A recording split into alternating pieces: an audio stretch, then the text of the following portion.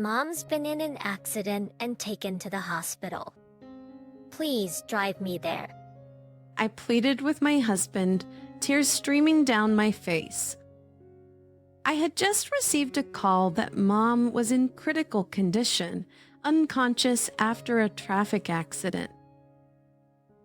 But when I told my husband about the situation, he refused to take me, saying he had a corporate trip and it was impossible. No matter how much I begged, he just got completely indifferent. To me, this trip is more important. Visiting some old lady who's practically a stranger is a waste of time. I'm definitely not going. I am Joanne, 29 years old. I married my husband Adam, who's a year older than me, 2 years ago. We're a dual-income couple busy with our daily lives. Adam and I met in the same college club. The club had many members, so it was hard to talk to everyone. But one day at a party, I ended up sitting next to Adam, and we hit it off. We both discovered we were only children raised by single mothers after losing our dads early on, which brought us closer. We started going out, and naturally, our relationship turned romantic. Once we settled into our careers, Adam proposed. Both of us are fulfilled in our careers, so we haven't thought about kids yet, but we do want them eventually. So we've talked about buying a house when the time comes. Right now, we are renting a condo, and both our mothers live nearby. Since both our dads have passed away, our moms, Flora and Casey live alone but have become great friends. They're close in age, both raised their children alone without remarrying and hit it off. Since our wedding's family meeting, they have become like friends, often meeting for tea or traveling together. I was surprised how close they became, but Mom seems so happy with Casey, so I'm glad they met. Casey is fond of me too, and we have a good relationship. However, Adam seems to resent Casey for prioritizing my mom over him. He's quite a mommy's boy. Even before we got married, it was evident how much he cherished his mom, and I understood it being raised by a single mother myself. But after we got married and started living together, I quickly learned his true nature. One holiday, Mom sent me an email with a photo of her and Casey having lunch together. The email said, "Having lunch with Casey right now," accompanied by a picture of the two smiling. I remember it made me smile too.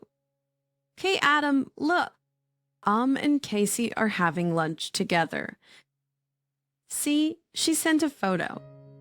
I showed the picture to Adam, who happened to be at home, but he just clicked his tongue and got moody. What's this? I'm kinda spiked towards me. What? What are you talking about?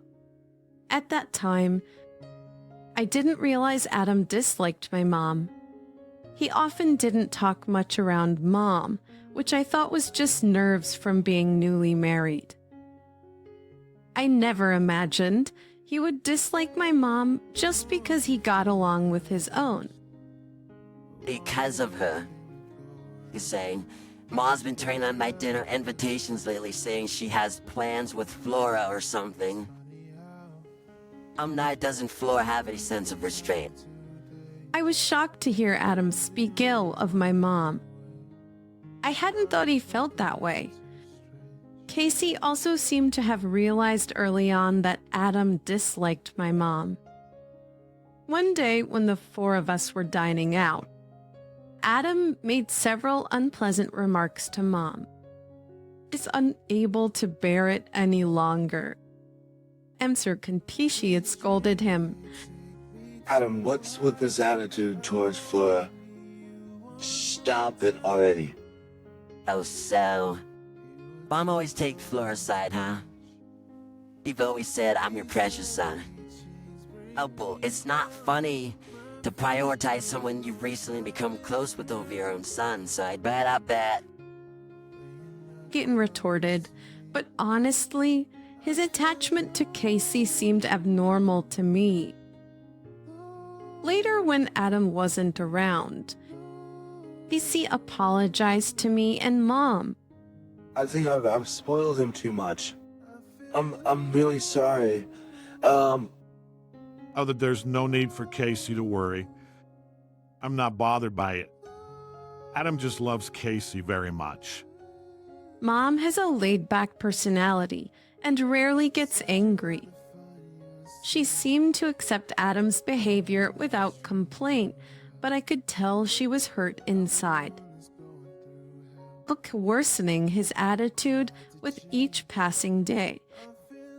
Apunsi and Adam, oblivious to Mom's feelings, kept worsening his attitude with each passing day. Since Casey would defend Mom, he never attacked Mom directly. But he would complain to me whenever Mom and Casey seemed close, and eventually he even started bad-mouthing Mom regularly. That by our second year of marriage, I couldn't take it anymore and had a huge fight with Adam.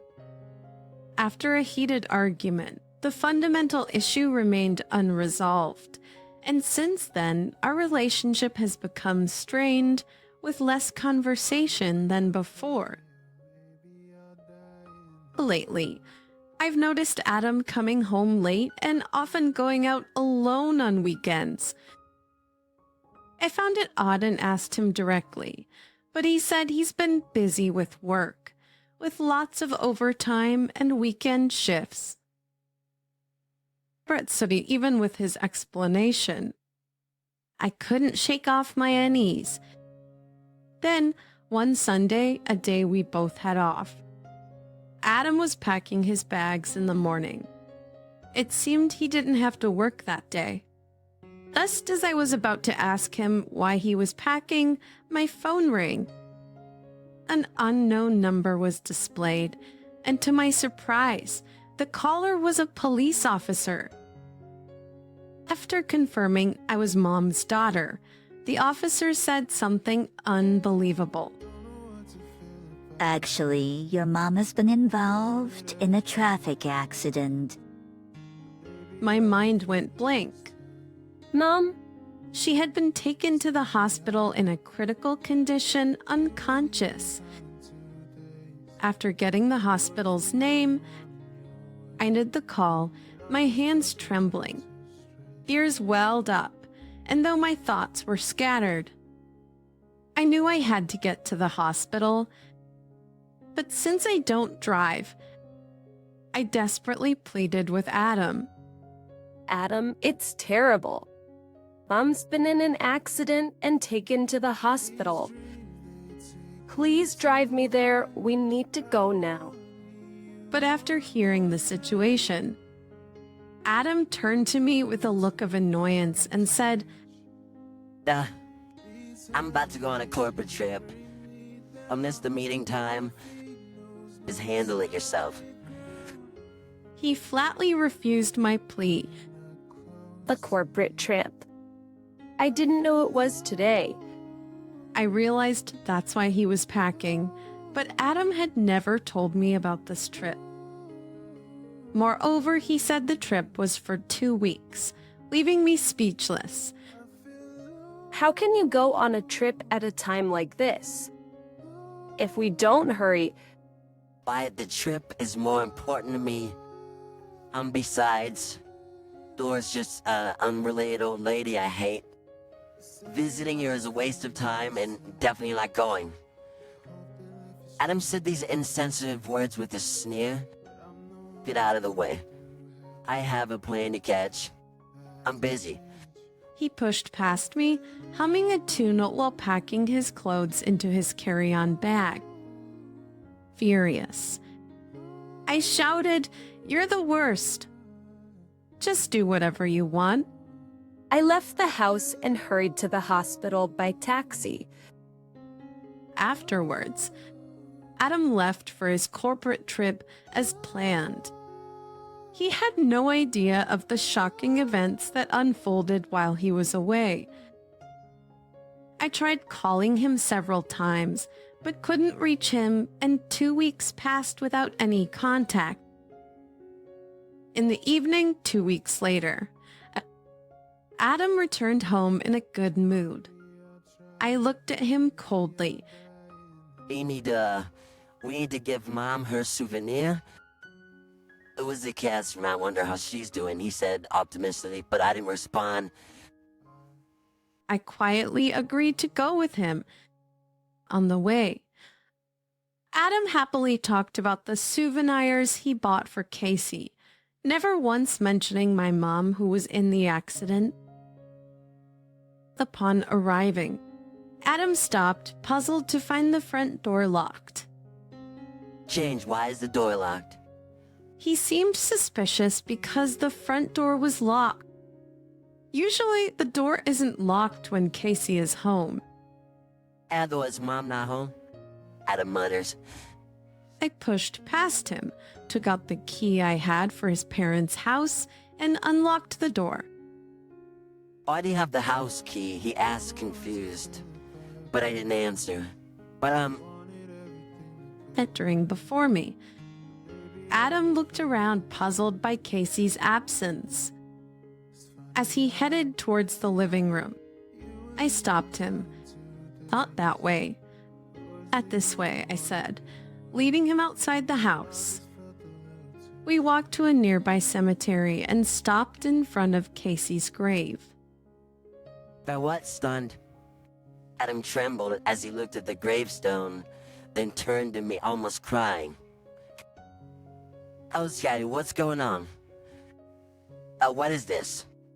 I sighed deeply, holding back my anger towards Adam, and explained, "Casey passed away while you were on your trip. That the funeral's already over." Oh, don't joke. This can't be happening. Why should it be Mom? Wasn't it Flora who was in the accident and unconscious? His disrespectful outburst filled me with disgust, but I calmly explained what happened after my mom's accident. My mom woke up safe after that. She's still undergoing rehab for her fractures, but is gradually recovering. She was still hospitalized, but was saved thanks to the medical staff's efforts. However, Adam seemed unable to accept it. So why is Mom... He began to ask. It seems on the day my mom had her accident, she was on her way to our house. She fell off a pedestrian bridge. I choked on my words as I continued. "You told Casey about going on the corporate trip, didn't you?" Yeah, I did, but, Recently, Casey was suspicious of you. She said you'd become hard to reach. Adam's eyes widened in surprise as I spoke. And according to Casey, Adam used to call or email her almost every day, but recently his contacts had become rare. Sometimes when Casey called urgently, he wouldn't answer, and if he did call back, he would quickly say he was busy and hang up. Casey had thought perhaps Adam, being an adult, was becoming less attached to his mom. But she had a hunch that something was hiding. Adam was hiding something. With growing distrust, Casey decided to check if the corporate trip was real. Put in on the same day I received the call about Mom's accident. She was heading to our house. Casey, who had passed away, was carrying souvenirs she bought with Mom on a day trip the previous month, probably intending to use them as an excuse to visit. That day, in my shock, I couldn't think of anything but getting to the hospital quickly, so I didn't inform Casey about Mom's accident. She'd taken a bus to the stop closest to our condo and was likely walking from there. There's a large staircase on the way, and she apparently fell while climbing it. A witness said she tripped just before reaching the top and tumbled down. The ambulance was called, but she had hit her head severely and didn't survive. After finishing the explanation, I glared at Adam. I called you several times after finding out about Casey. Let's go over the past 2 weeks. Adam never answered my calls or replied to my emails. I had to conduct Casey's funeral as there were no other relatives to turn to. But with Mom still in critical condition, I somehow managed the funeral without her real son. 2 weeks, you've been ignoring my calls to have fun, right? I've seen your true colors now. I'm divorcing you. As I declared this, Adam collapsed and started crying. Was to you. How can you talk about divorce right after Mom's death? At the time for that, over time for that. I didn't contact you because I was always with my colleagues with no time to call. As Adam cried and made excuses, my anger only grew. Stop lying! I raised my voice and pulled out a piece of paper from my bag, thrusting it in front of Adam. It was the corporate trip schedule I found in his room. This says the trip was from the 12th to the 19th, 1 week. But you were gone from the 5th to the 19th. Right before you left, you said the trip was 2 weeks. So where were you and what were you doing during that first week? I know what you've been up to. You've been cheating, haven't you?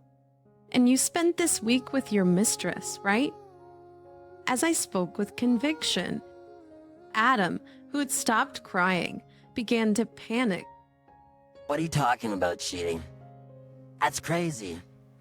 I took the remaining week off to travel with friends. You know.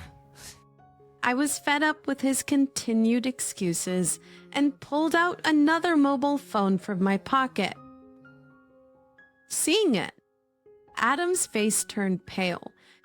The phone was Adam's, which I had found in his closet while he was away. He probably had another phone in his bag, one he used specifically to communicate with his mistress. Adam had claimed he couldn't contact me during his trip, but he had left his usual phone at home, making it impossible for him to notice any calls. You're all lies. You left this phone at home to spend time with your mistress. Just when I placed the phone in front of Adam, he began to tremble and pounded his fists on the ground. Guys, I've fallen out of love with you. I have someone else I love now. He shouted defiantly. And how did you find out about the hidden phone? You didn't go through my room while I was away, did you? And then accused me. I glanced at Cassie's gravestone, silently apologizing for showing such a scene in front of her, then spoke up. The Casey told me?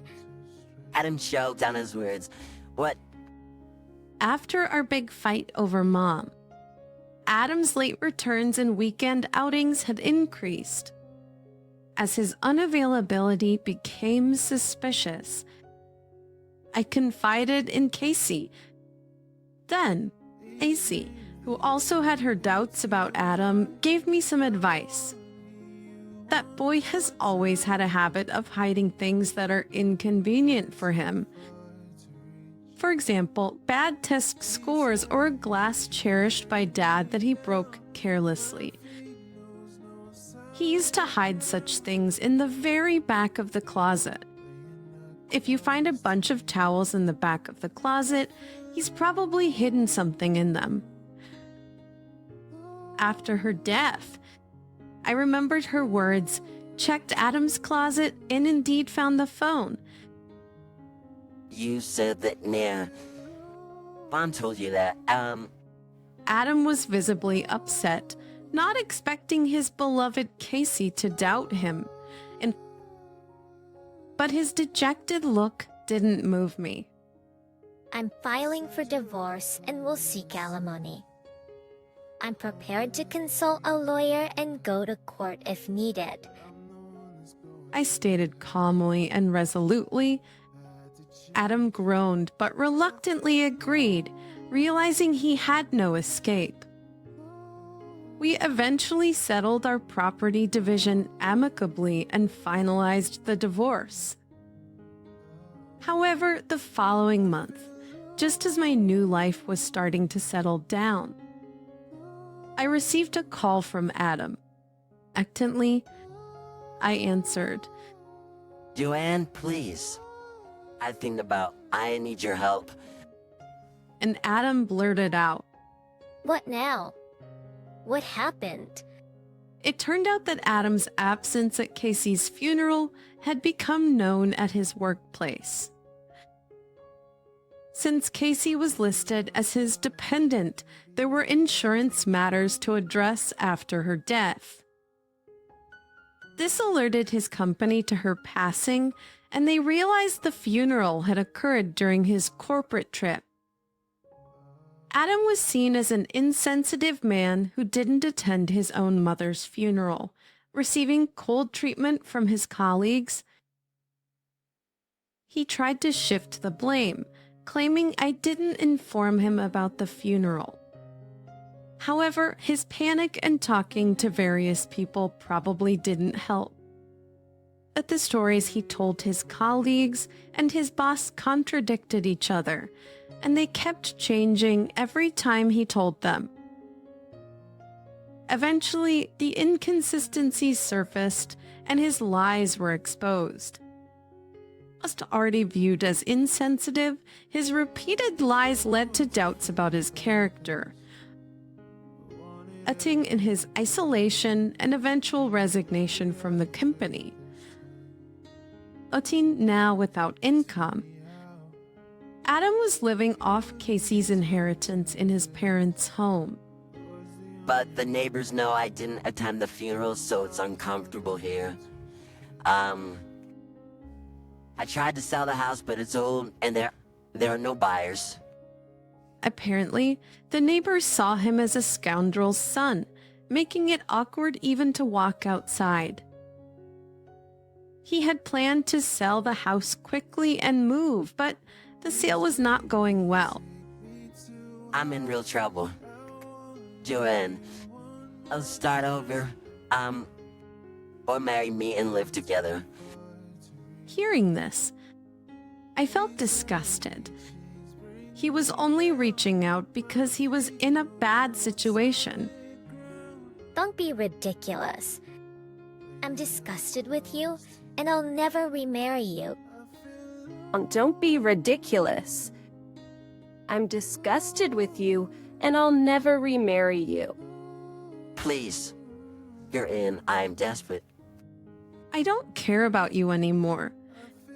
I'll live with your mistress. I firmly refuse, but Adam mumbled something. No, I broke up with her. It seemed his mistress found out about Casey's funeral and, realizing she was the other woman, broke up with him in anger. Adam, who had hidden his marriage, was now alone. You brought this on yourself.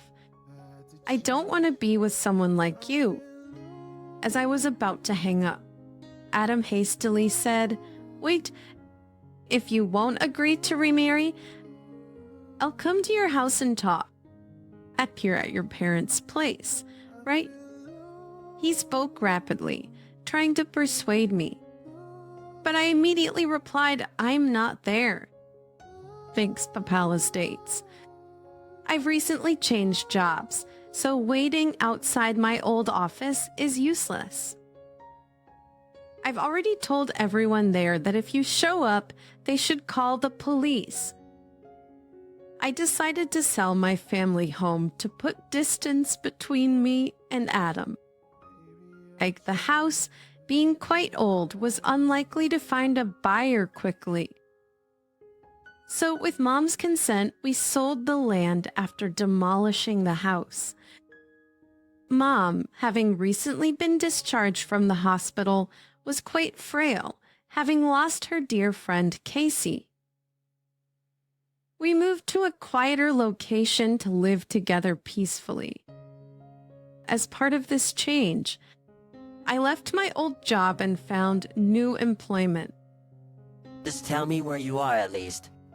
On a visit Flora, to whom I owe so much. Adam was desperate to find out where I was, but his words infuriated me, and I responded more coldly than I expected. Wait now. After all the trouble you've given Mom, don't start with your convenient words now. Richens, Mom said she never wants to see you again. Wait. Adam was still trying to say something, but I mercilessly ended the call. I blocked his number and later changed mine. I later learned that Adam was being sued for damages by his mistress for deceiving her and was struggling financially. Unable to find steady work, he was living day to day on temporary jobs and searching for full-time employment.